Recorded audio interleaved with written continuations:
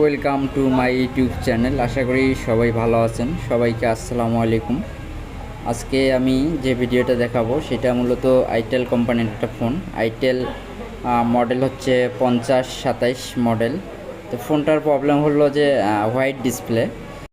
তো আমরা এখন আপনাদেরকে প্রবলেমটা দেখাবো ফোনের।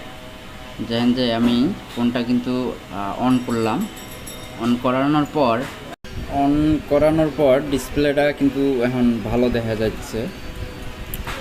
আমরা দেখতেছি ভালো আসতেছে সব কিছুই, কিন্তু সমস্যাটা হলো যে এইটা, যে লাইট নেভানোর পর আমি বাটন চাপ করানোর পর দেখেন যে ডিসপ্লেটা কিন্তু হোয়াইট সাদা হয়ে গেছে। তো মূলত প্রবলেম এইটাই।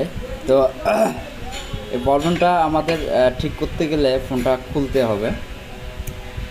দেখেন যে আমি ফোনটা কিন্তু রান করলাম, এখন কিন্তু এলসিডিতে লেখা টাকা যা কিছু আছে সব কিছুই আর কি ভালো।